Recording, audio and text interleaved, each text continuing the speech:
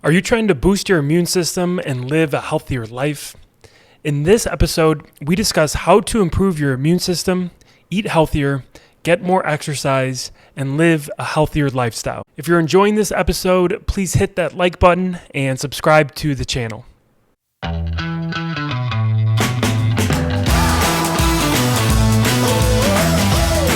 Hello and welcome to Health and Humanity with Dan Voss, a new podcast show centered around improving our health and our human connection and relationships.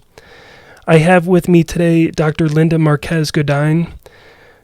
Dr. Linda Marquez is a chiropractic doctor, holistic nutritionist, speaker, and author whose mission is to help you find the root cause of your health problem, fix the root cause with natural solutions, and guide you through your journey in becoming the best version of you. Dr. Linda, how are you doing today? I'm great. Thank you. And thanks for having me. I'm just so excited to be able to be here with you. Yeah, absolutely. I really appreciate you coming on to the show. And for our listeners, I actually found Dr. Linda through Gary V's. He's been doing a Tea with Gary V for the last several weeks. For those of you who don't know, Gary Vaynerchuk, he's a big online presence, entrepreneur, keynote speaker, just like a big marketing guy. And I think he's the owner of Vayner Media, which is a media agency in New York. So he's just this big online guy. And so he's been doing this Tea with Gary V every day during quarantine, I think Monday through Friday. And I've been watching that, and you were on the show about a week ago, is that right? Yes, that's how we've connected, and I've connected with a lot of people because of that, so I'm very grateful. Good. Tell me more about that, about how it's changed your business and your life. I mean, you going on the show, well, I guess I want to hear a few things, how that all played out in terms of getting onto the show. Yeah, people have been asking me that. I'm such a strong believer in when you set your mind on something, you can accomplish it. And when I started hearing him, I heard him through his name kind of float around through other people I follow. You and I were talking off before the show, Lewis Howe, Ed Milet, Andy Frisella, a lot of them that are out there really doing something in the world of business, but also doing it centered from the heart to really serve people. And service is always the number one thing. So when he started doing this Tea with Gary V, I went on and then I saw, he's got people on there. I'm like, well, how do they get on the show? Yeah. And then it just said, text. And I'm like, well, I can do that. And something that really stuck with me, there's a lot of people that say they're going to do something, but they don't do it. I'm kind of one that if I say I'm going to do something, I always kind of visualize the outcome. So I knew I was going to get on the show. I already knew as soon as I just started writing out my question, I knew that I just didn't know what time. I actually, when I sent him the question, I kind of expected like a 24-hour response, but actually it was like I think like a 48 or 72-hour response. And they said, hey, we selected you for the show. So I kind of already knew because I just had put that out there, and that's where that mindset comes in. Yep. Where if you set an intention, but also take action, like I'm sure a lot of people want to be on a show, but it's like, okay, well then first thing you got to do is what? Yeah. Send in a question, right? So absolutely. That's what I did. Yeah. That's so cool. Not that hard. Yeah, that's really cool. I've been wanting to get on. I have texted a question, haven't gotten, I think I just got to keep trying. Keep doing, just keep texting away. Yeah, that's so cool. Yeah, and I saw your segment and your question with Gary, and I think a lot of it was for you, just like questions about marketing and getting your word out there. And he touched on that a bit. He touched on the idea of give, and then you can ask. So I think it's just a powerful message to keep in mind that if you want something in return, you have to put out good things to the world first, and then it'll come back over time. So cool. Yeah. And that's one of the things that I feel like I pride myself is in the service part. As I love to go out and do like community health talks, just giving people the information. What they choose to do with it it's up to them. It's like it's the example of leading a horse to water, but you can't make them drink it. You know, and I think one of the challenging things sometimes, especially with my type of field, is, and I feel Gary in that sense, is like you want it so much for that person, but they don't want it as much as you want it. And the frustrating part with that is you feel like you fail them because they didn't take action.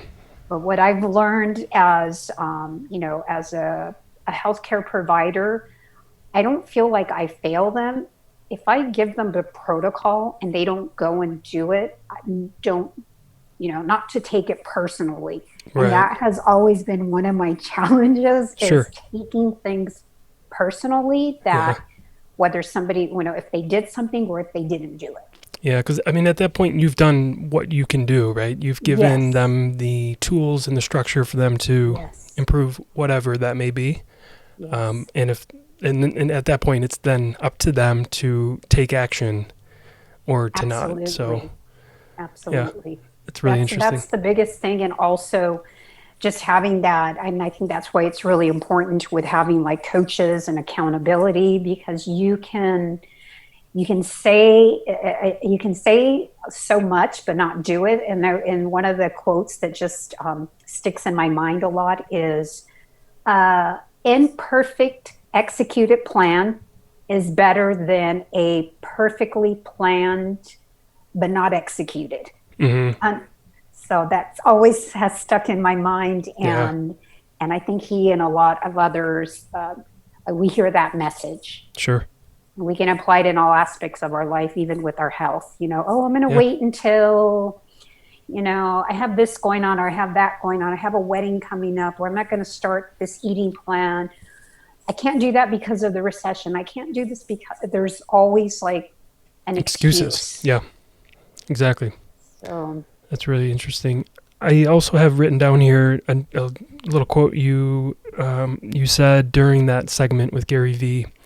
You said, without your health, you can't do anything in life. And I think that's so true. If you think about people that have money, like you can have a business and make all the money in the world, but if you don't have your health, like what's the point? Like if you can't go out and be with your kids and play ball or just do day-to-day activity, I don't understand what the point is. So I think for me, health comes first. And that's really where this podcast comes from, is focus on your health first, get that right, and then let that be the foundation for your life, and then you can do good from there. Absolutely. I mean, I agree with you 100%, because if you don't feel good, you're not going to go out and, I would say, you don't go out and serve the world with your gifts and your talents. If you have a headache, if you have pain, if you have cancer, if you're dependent on medications so that you can feel better,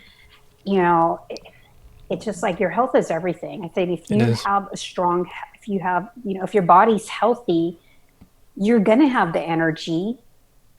And I believe that how high you go up the corporate ladder or your success really depends on that. And even depends on it spills out to your relationships. So, especially with your family, how can I be a good partner? If I have headaches, if I'm crabby, they're not going to want to be around me. Same thing with your children, your coworkers. And especially for me, it's like, I want to show up as the best version of me, in mind, body, and spirit when I'm serving people, not just in my office, but also, being here present with you and to my family. So that's like, for sure. You've got to get that first. Yeah. I notice a direct correlation between my health and my relationships, which is ironically the two core pillars of this podcast. Mm-hmm. That's why I chose those two components, is because when I find myself focusing on my health, my nutrition, getting better sleep, taking care of my mental state, just everything, physical exercise, like I'm just firing on all cylinders with my health. 100% translates into better relationships, whether it's with my girlfriend, my parents, my siblings, friends, clients, like I can tell there's a heightened energy there. Yeah. And you feel happier and you can really see that. Like I'm such a people watcher because I pick up on like, oh, that person has this issue. They have this. It's like Sure. I'm almost like diagnosing people and but when I go out, it's like I could tell because most of the time the happier ones, people that are healthier are happier and they have a smile and they're engaging in conversations. And now with, in the midst of us recording right now, people with, that are afraid of COVID and it's very uncomfortable for me because I'll go into a store or I'm out for a walk and people are totally covered or they have glasses and a hat on. I can't even see them. Right. And especially like if I'm out, because I love going for like a walk early in the mornings just Sure. to get my mindset right and have my quiet time.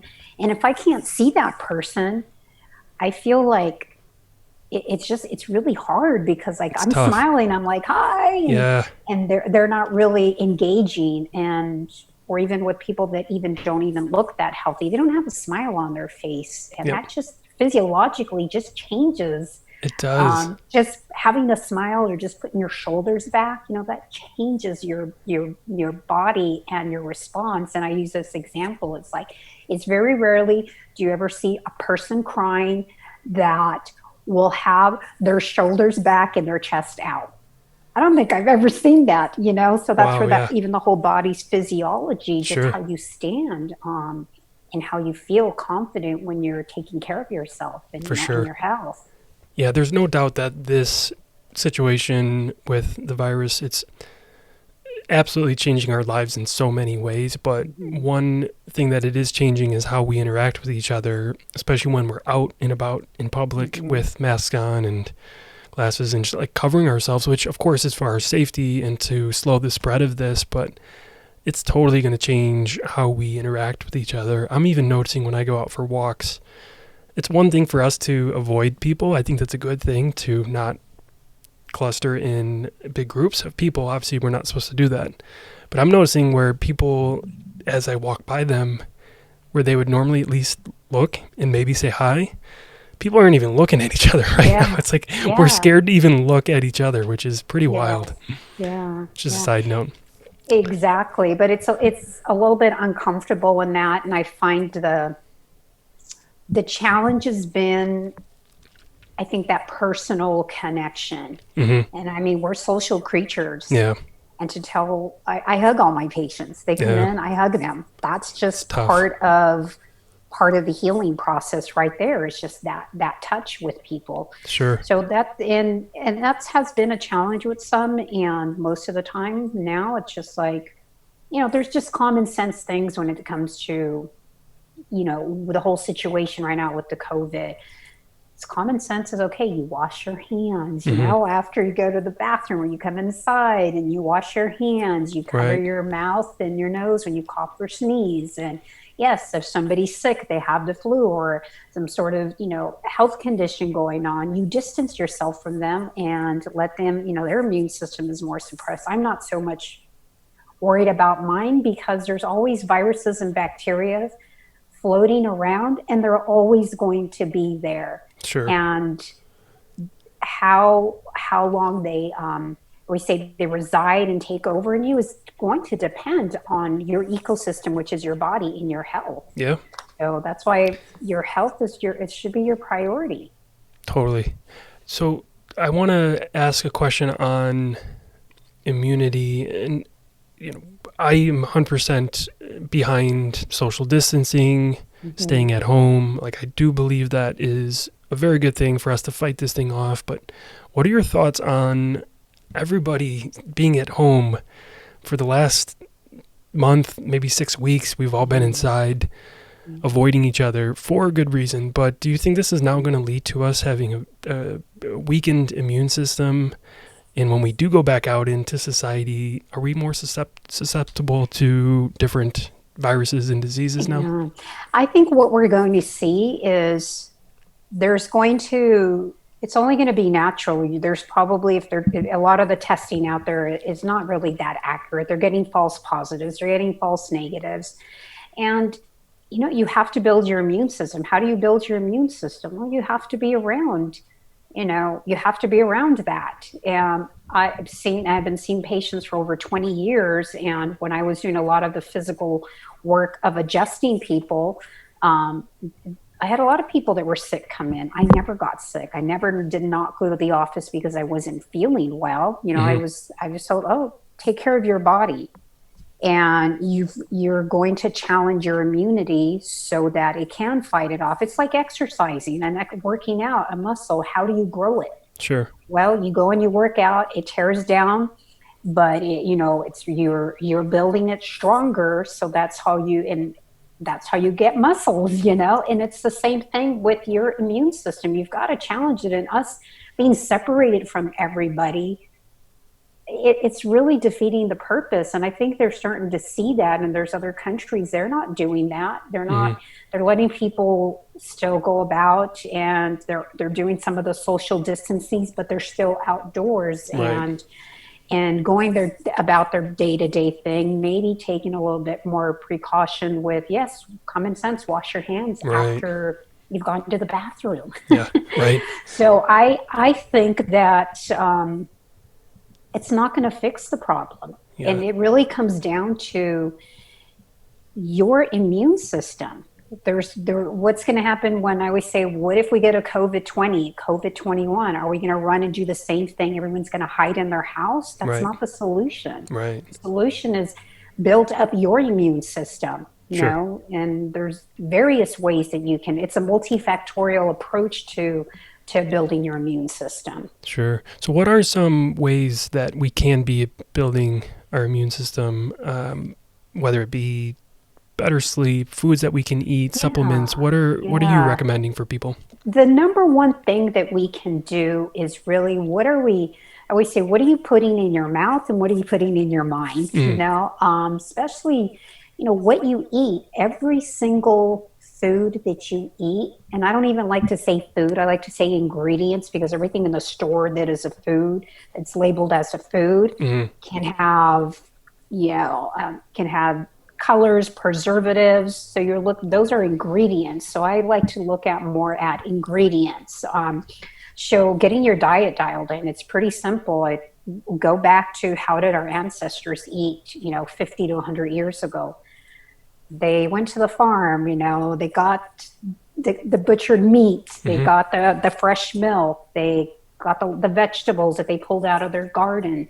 There wasn't a lot of the processed food that we have nowadays. So it's going back to the basics, big part of their diet should be a lot of fresh vegetables, organic, then fruit.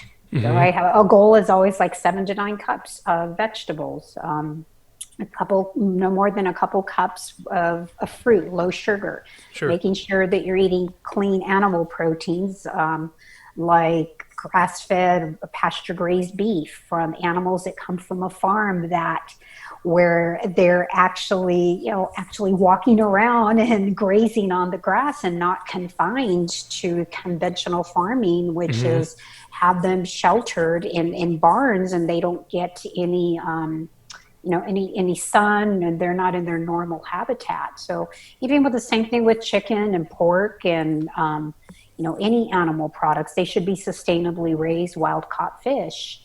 And then you look at, some other basics are like fresh, at least I recommend for a lot of our patients, even just like seeds or nuts. And then lots of water. I mean, that's something natural that you can do to build your immune system. What's gonna tear it down is the processed food, the sugar. Sugar will temporarily suppress your immune system, lower your white blood cells. So much sugar in this country, don't we? Excuse me? We eat so much sugar in this country. Yes. It's unbelievable. It is, and it's disguised in a lot of the pre-packaged foods that people buy. It's in the breads, it's in the ketchup, it's in the salsas, and those are all canned, a lot of the canned pre-prepared foods. So it's used as a preservative in a lot of foods. People don't realize. So one, because it's just like, what are you putting in your body? The food portion. And I think that's just really simple. Eat ingredients. Yeah. If you buy something from the store and you look at the package and you look at, is that ingredient can I find it in my house? And if the answer is no, then you shouldn't buy it. Sure. So you should recognize it, what you're buying. An apple's an apple. Piece of chicken, look at it. Well, how was it raised? So it's looking at that, the mindset is the other thing, and you and I were talking about, it's just the power of the mind too. Yeah. I believe that with the stress of all this, it actually makes people sicker, because when you have this stress, it's going to raise your cortisol levels. When you raise your cortisol levels, it impacts everything from your thyroid to your gut health, Wow. brain health. So you can gain weight just from the stress. That's why people have like the muffin tops and that loose belly fat. And they're like, no matter what I do, I can't lose this, because their stress levels are so high. So stress will do that. So, and then you crave more sugar as a result of that. Wow. Your cortisol levels go up, so insulin goes up. So, people are going to gain weight. We're calling it the, what's it called? The quarantine 15. Yeah, I've heard that. It's a real thing, isn't it? Gaining weight. Oh, absolutely. So it's the fear that can also impact your health and your immune system. So that's something that you get to manage. Just because you see something or hear something doesn't necessarily mean it's true. Right. And you don't have to buy into that belief. So those are a couple things. Getting outdoors. The movement is important. Our bodies were created to move. That's right. We were created to be out there moving. Even right now, as we're speaking, I'm standing. I don't have a standing desk. I'm at the home office right now, but I have a reminder. Even when I'm in the office, I will get up and at least walk around, do something for 5 minutes. And I do a lot of tracking with movements, whether it's on my phone. People now have, their iPhone, they have Fitbits, all that, where you track your movements. So that's also really important. Hydration, making sure that you're drinking enough water. We talked about sleep. I believe you have to get your sleep dialed in. And it's your quality of sleep. It's also important. Yeah. As far as like other things you can do to, laughter for your immune system. People forget about that. Yes. Laughter, we have to laugh more, and even just posture, how you carry yourself, in our family, and how I work a lot with patients too. I tell them 60 to 80% of your immune system is in your gut. Yes. So you want to focus on your gut health. Okay.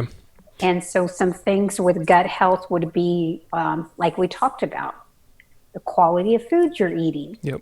You don't ever want to sit down and eat when you're stressed, because you're not going to be able to digest that food. And it's almost like that mindless eating. Okay. So some of the things that I have been recommending for patients, the common things, even when the flu season comes around, is timed release vitamin C.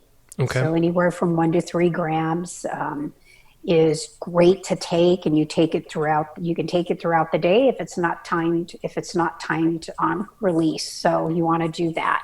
I have patients even take like vitamin D, we know the sunshine vitamin, minimum for 5,000 IUs, a day. Okay. It doesn't, they don't have to go all out and purchase all these vitamins and minerals. I tell them, really eat the good food, practice the mindset training, practice what are you putting in your body, the visualization. I believe that's really important.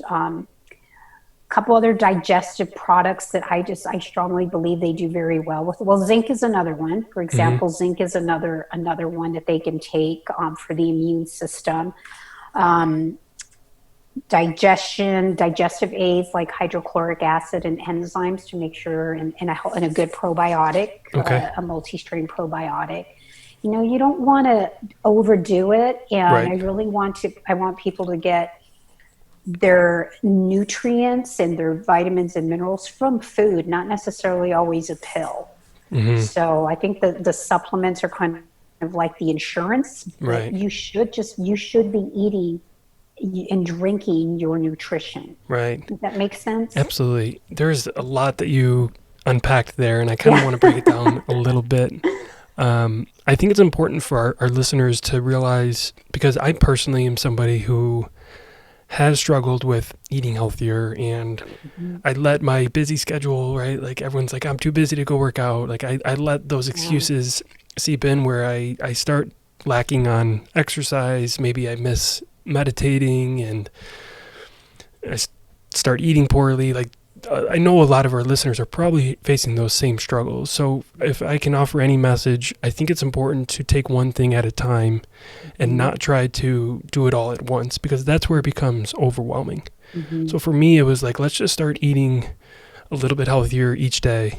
You know, I'm not going to flip my whole diet tomorrow. Like it's just it's not feasible. If I'm used to these certain habits over the years, I'm not going to successfully just flip that in one day. So just start small and build your way up, just like anything else. And same with mindfulness, just like focusing on things a little bit at a time. Then I incorporated, going on a daily walk, and I've been meditating for a while. So I think the core message there is just to build it up a little bit at a time and not overwhelm yourself with everything at once. Another thing is with the vitamins, the supplements, I've been reading a lot about vitamin D, so I've been definitely taking my intake of vitamin D, and I appreciate those other suggestions with zinc and the time-released vitamin C. Yeah, simple things. And like you were saying, keeping things simple and make it a goal. Okay, I'm going to drink half my weight in ounces of water. Yep. Okay, something that's really one thing that would be a really big game changer. And also because a lot of people are at home and they get the cravings and just sugar, and even people that are diabetics, have blood sugar issues. I mean, a good rule of thumb is just make sure that you have at least 5 tablespoons of olive oil or avocado oil. Yeah. Minimum. And so because fat is very satiating, and it's also great anti-inflammatory. It's great for inflammation. So you're dousing that fire. Yeah. So it's really, that's something simple, and they'll notice that, I'm not craving sugar as much. I'm not hungry as much because fat is very satiating. Sure. That's something really easy. That's one of the biggest changes that a person can do. And they don't even have to change, even if they don't change anything in their diet. I'm just like, okay, just focus on this week, just making sure you're adding at least 5 tablespoons of olive oil or avocado oil. Good quality, of course. Yeah. And they can even increase it to 7 and up to 10. That's what the Mediterranean diet is really based on, heavy fats and lots of olive oil. Wow. Have you heard of Dr. Stephen Gundry?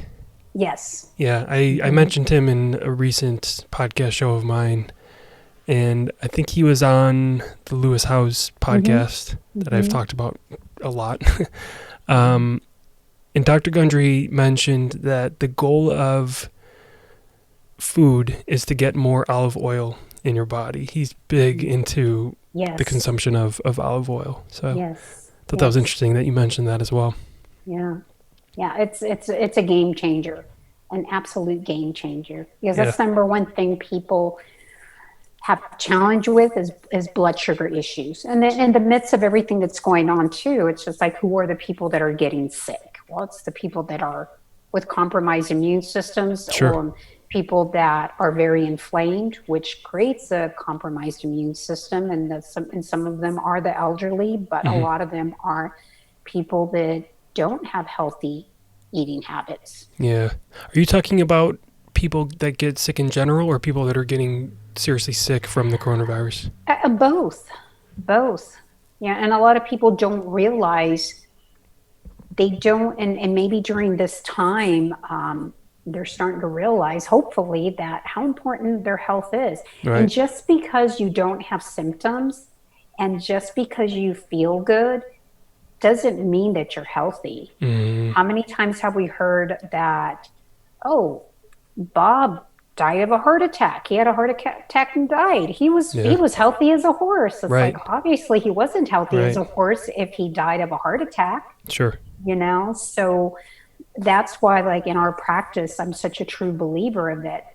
You should test and not guess. Know where you are. It's just like, you just don't drive your car. You check the oil, you take it in, they do a diagnostic check. Yep. But we need to do that for our bodies as well. However, a lot of people, they don't go see a doctor until they're actually sick, and they just feel horrible.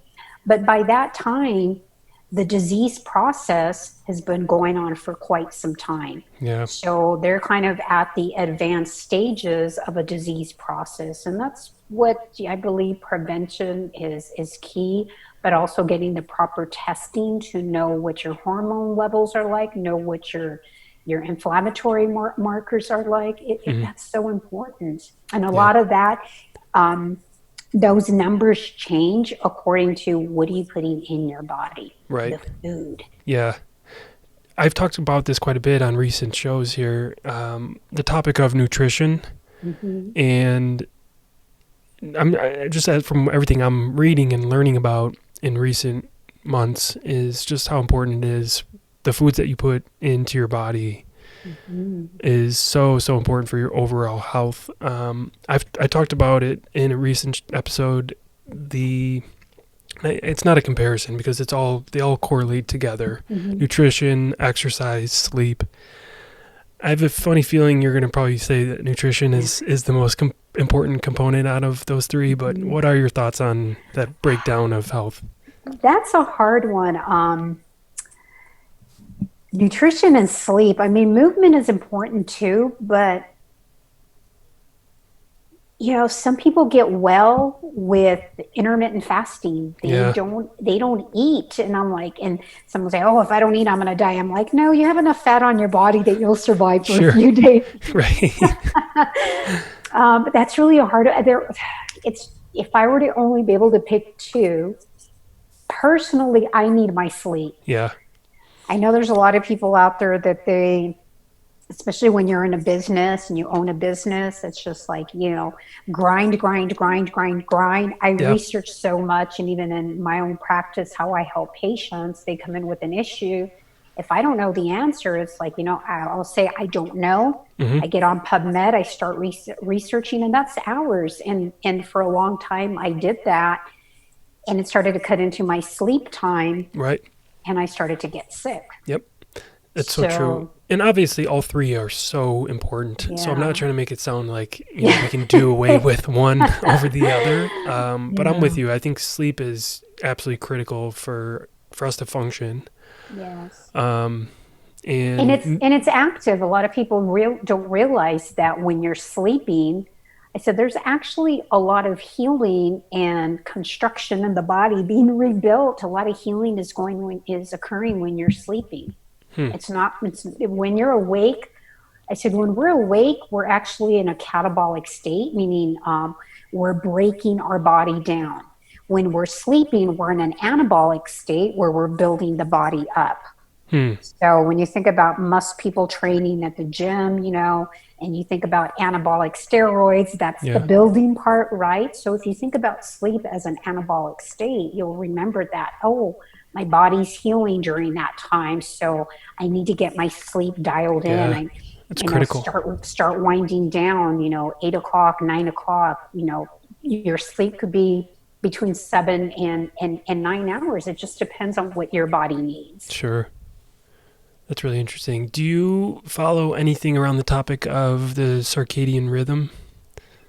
Are you familiar with that to an extent to talk about that at all? Yes, because that has a lot to do with cortisol, your cortisol levels and insulin. And I'm a believer in that. And this is what I share with my patients. I said, in your winter months, you're going to need more sleep.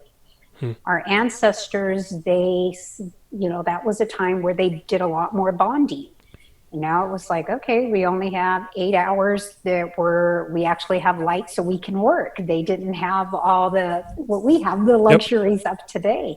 And unfortunately in this society now, it's like people are they're up super late. A lot of studies even show that the people that are working graveyard shift are at greater risk for cancer and a lot of other illnesses. And I've seen that in my own practice, especially with like nurses that they're working on and they've had cancer. And I'm like, you know what, you have a choice here. I said, you're going to change, you need to change your shift. You know, it's just like you're saying the circadian rhythm. It's really hard to change that. I mean, you sleep. So as when the sun, rises, like this morning, I'm finding that, okay, I'm getting up earlier because I can't sleep. And then, I live out in the desert. So the sun's just starting to come in, we try to have it as dark as possible, but I'm like, okay, I'm going to get up now. I'm going to go have my quiet time, my walk and so forth. So I'm a big believer in that, in the winter, sometimes people even gain a little bit extra weight. I'm like, oh, they're putting on their winter coat, but then summer comes and you're just more active. You're burning more calories. You're not as hungry. You're eating foods that are more in season, like lots of vegetables and fruit, and probably doing less meat and probably doing more fish, because those are foods of the season. Okay. So, yeah, I'm a big believer in that. Super interesting. Yeah, I'm starting to get into it more. I wish I had the book in front of me. I think it's in another room here, but I recently read a book about the circadian rhythm and how everybody's a little bit different in terms of what your circadian rhythm is. And certain times of the day, you do certain activities, and those activities are more it's more beneficial to do them at a certain time of the day. So an example is taking a shower, or I guess you start with waking up, but best time to take a shower, best time to have a certain meal. They break down all kinds of certain things, and it's just really fascinating. Once you pinpoint what type you are, then it gives suggestions on here's the best time to do these certain things. And Absolutely. I've been kind of focusing on that, and it's been really helpful. Yeah. I can't think of the name of the book. I'll be sure to link it up in the show notes. But you also talked about intermittent fasting, and I've been giving that a try recently as well. I go about anywhere from like 13 to 16 hours without eating. Not every day, but probably close to every day, where I don't eat past, let's say, 8 p.m. and then I'm not eating until the next day about noon or maybe 2 p.m. Have you done any intermittent fasting? Yes. What are your thoughts on that? Yes. The intermittent fasting with women and men, it works differently. Most men do phenomenal. It raises their testosterone levels. I mean, they shed the fat so much quicker than women. Intermittent fasting with women, just what I've seen in my clinical experience, I don't encourage women to do that every single day. I have them do alternate fasting. I've done intermittent fasting for a while, and I don't tend to do that every day. I may do it Monday, Wednesday, Friday, where I have my last meal at 6 or 7, and a lot of the times, because my body's very fat dependent, I'm really not hungry. I wake up in the morning, I just want to drink some water. Sometimes I just have some of my bulletproof style coffee in the morning. That's what I'm doing as well. Tea, yeah, and it works out great. But what I have noticed that cycling women, which means women that are still having their periods, intermittent fasting for them is not always a good thing. And because my practice is primarily women, and with older women that are not cycling anymore, they actually do better with intermittent fasting. Wow. So that's interesting. Yeah. And it's interesting because I've seen amazing benefits, from your skin clearing up, you look younger. And there's so many benefits, so much healing, the inflammation goes down. And of course, when your body's less inflamed, guess what? You hold on to less weight. It's easier to release the weight. Yeah. So I think it's an awesome thing. You just have to know how to do it, and you have to prepare and train your body for that. And one of the best ways to do that is follow like a an anti-inflammatory ketogenic type of diet, which is a lot of what we practice in our office. And as they get accustomed to that and feel like, I can go longer without food. I'm like, okay, great. You don't feel like you have to have 3 meals a day. Now I can have 2 meals, or I have smaller meals. Sure. You can do that. So there's a whole protocol of getting people, ready for that. Is it a man? Is it a woman? We look at ancestry. We look at lifestyles. So yeah, I think it's very powerful. Very, very powerful. Absolutely. And I was actually listening to, I think it was Dr. Gundry's podcast. Can't remember the doctor that he had on his show yesterday. But they were talking about fasting, and she mentioned, his guest, she mentioned that a long time ago, humans, we only ate 1 meal a day. We didn't eat 3 meals like we do now. You'd go out, like the hunter and gatherer days, you'd go out and you'd hunt, you'd gather the food, you bring it back. By the time you cook it, it's probably, mid-afternoon. So you're not eating till about 2 or 3 p.m. And that was your 1 meal for the day. Absolutely. And something changed over the years, obviously, where we're now eating 3 meals typically a day. Exactly. So I thought that was an interesting. And it would be interesting to look at the history and said who determined that, right? To have breakfast, lunch, and dinner. But a lot is even just going by what your body feels. And I think the biggest challenge right now for women, and why women have so many hormonal issues, is because of stress. Back in the day, I always say, what did our ancestors do? They didn't drive in their cars to go to the office to work. Right. What did they do is like you said, they went out, the men went out and looked for the food. Sometimes they were gone for days, and the women, they were at home, or they were in their place, preparing for the meal, the food, prepping the crops and so forth, being there with the children. And so the women they're such social creatures, and the men went out and conquered, and they came back. So and then there was time where it's like feast or famine. So but over time we have trained. It's been hard for a lot of people because they have been doing that.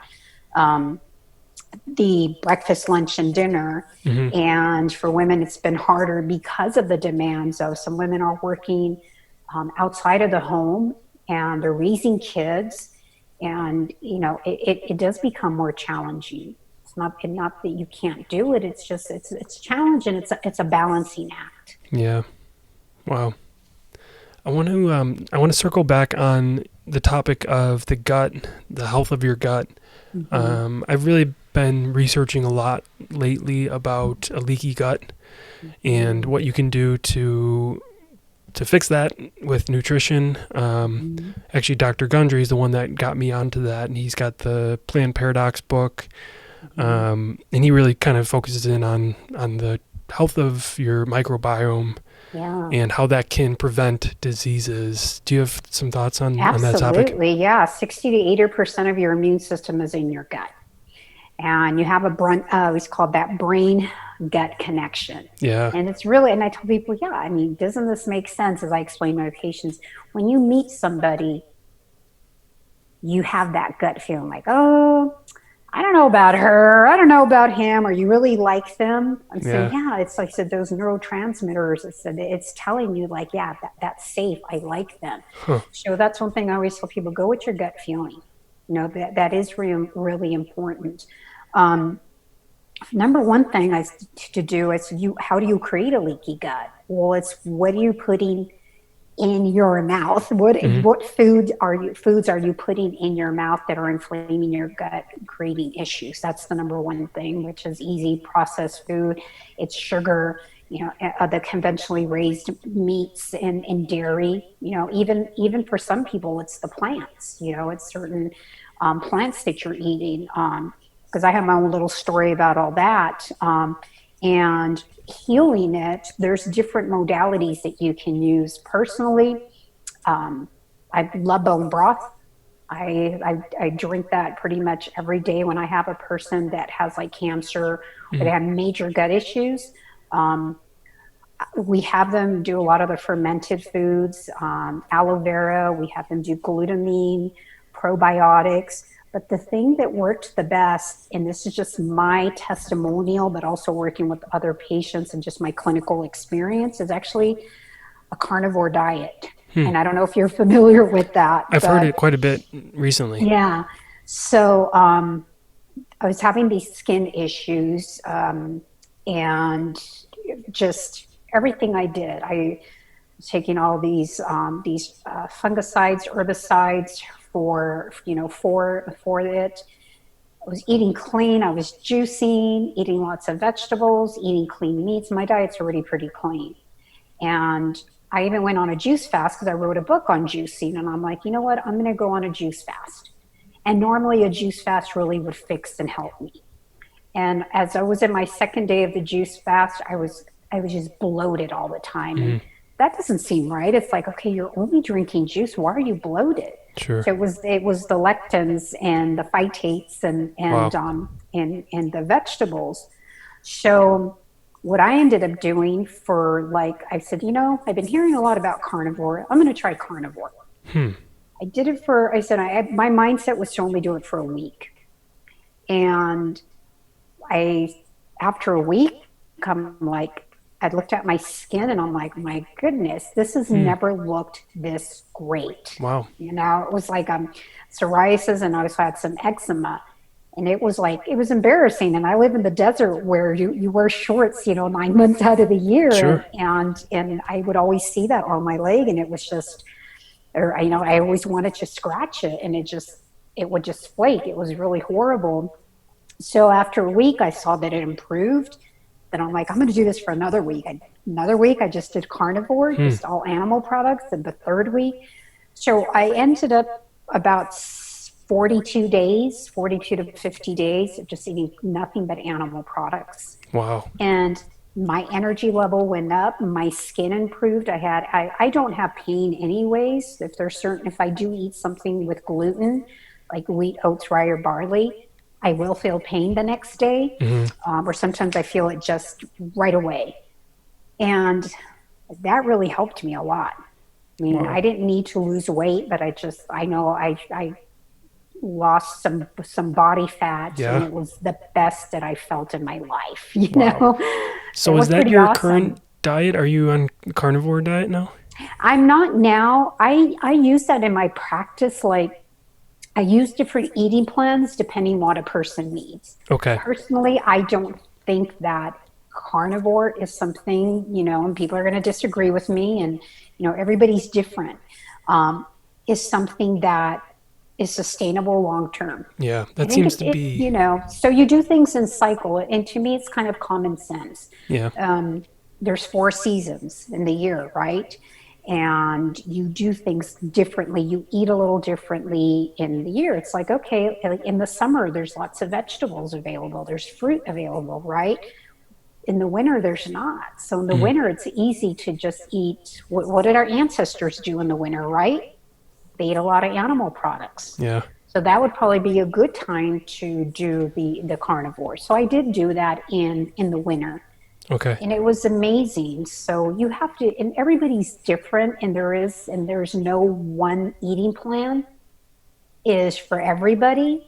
And the eating plan changes, and what works for you maybe 1 year, 5 years, 10 years ago doesn't necessarily it's going to be working again, because too many other things have changed in your life. That's right. I so appreciate you saying that, because I think we have gotten into this mindset where, and I'm sure a lot of it is just the different types of diets that they advertise to us. They make it seem like everybody should be on keto diet. Everyone should be vegan. Everyone should be paleo. Everyone should be carnivore diet. Everyone should be lectin-free diet. There's all these different types of diets in every single group. It makes it seem like this is the way for everyone. No. But it's just not true. Everyone's got a different gut and has different requirements and needs for their nutrition. Absolutely. And like you said, it could be a seasonal thing. Like it could be this type of nutrition and diet works for you now, and that could change a year from now. Absolutely. So I think the takeaway there is to experiment and I'm sure you have a lot of that with your clients, is to try different things, and then once you find something that's working, give that a try for a while, and then if you need to adjust, then you adjust. Absolutely. Well, think about this, kind of the analogy. It's like a new car. When you just get a new car, there's no miles on it. You run it hard, and it's like this baby just goes, you know. Yeah. You can't do that with a car that's like 10 or 20 years old. You have to maintain that vehicle. But I think we forget that as human beings. It's like a person comes into my office and I'm like, okay, your heart is 53 years old. Yeah. Your digestive tract is 53 years old. Yep. What have you done in those 53 years to that digestive tract? How much food has gone in through that? How many, how much blood has been pumping through your heart, your arteries? And, so I think we forget that in here. Sure. That's interesting.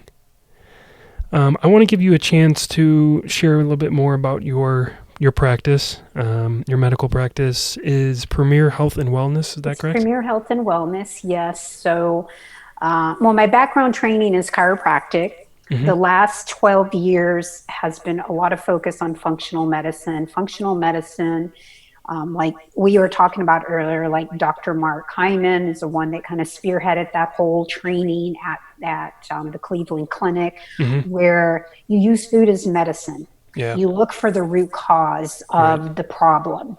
And an example would be somebody comes in, they're tired, and someone would say, hey, take some B12, or maybe you need a B12 shot, and they give them a B12 shot. They're still tired, or maybe they feel energetic for like a day or two. That's not getting into the root cause. So functional medicine is about, let's find out why you're tired. Being tired can be because your hormones are off balance. Maybe you have food sensitivities, like we were talking. Maybe you have leaky gut. Maybe you have a thyroid issue. There's so many things going on with that. So the beauty about functional medicine is you're looking for the root cause. It's a system-based approach where you're looking at the different systems, and you want to find out what's the root cause. How do we need to fix it? Well, you want to use food. You want to use lifestyle medicine, which is, hey, what are you thinking? The thoughts that you put in your mind are very important because they impact you. You can make yourself sick just with your thoughts. And I think part of it is coming up with that fear aspect with this whole situation right now. You can make yourself sick just with your thoughts. Yeah. It's what are you putting in your mouth is the other thing. How are you sitting? How are you moving? Are you exercising? What about your sleep? That's the beauty about functional medicine and lifestyle medicine. It's like looking at all those components, tailoring what you need at this point in your life. If you're a female that just had a baby, you're not going to be able to go to the gym every single day. Maybe it's like, hey, let's put the baby in the stroller and let's go for a walk. Yeah. Maybe it's, having somebody come in a couple times a week and give you an hour to yourself, and maybe you can go to the gym. Right. So you really have to look at that. And that's the beauty about functional medicine, getting to the root cause to find what the problem is. Use diet, use exercise, use supplements, and supplements should be that. It shouldn't be the primary. It's to supplement your diet. Right. But using and eating nutrient dense food, and you figure out what is the person, what do they need. We look at the ancestral aspect. That's really important. Like we were talking about vitamin D. People that live closer to the equator need less vitamin D than people that are living further from the equator. So they're exposed to the sun more. Common sense things that just I don't think are that common sense anymore. Yeah. So that's the beauty about functional medicine, and we have to look at health as a lifelong journey. It's not just something you go to the doctor and it's like, hey, fix this for me. No, this is we're going to have to exercise for the rest of our lives. That's right. That's just part of it. It's like maintaining your vehicle. Your vehicle may only last 20 years, or if you have a classic car that's 50 years old, think about the time and the money that you've spent, if you've invested in your vehicle to keep it running. Wow. We forget that as really human beings, that this is our vehicle for life. This is the house we live in 24/7. So we need to take care of it. So It's a great analogy. Yeah, you got me just going on that, but I'm just so passionate about that. It's like, change this, change how you see things. You know, it's not a diet. Look at it as, this is food. This is the best fuel I can put so that my car can run its best. I want it to run like a Ferrari. Love it. I love that. It's a great analogy. Very cool. Before I ask my last question here for you, where can people find you? Do you want them to head over to your website, Twitter, Instagram? Yeah, the best place is on my website, drlindamarquez.com. On Instagram, I'm also Dr. Linda Marquez. Twitter, same thing. Yeah, it's just drlindamarquez.com. You know, I'm there, and I'm on Pinterest. So, yeah, that's probably the best place, is going to my website, and you can connect with me there as well. Cool. I'll be sure to link all of that up in the show notes. Very good. So my last question here for you is, who do you want to impact the most with your work? Oh, I want to impact the world.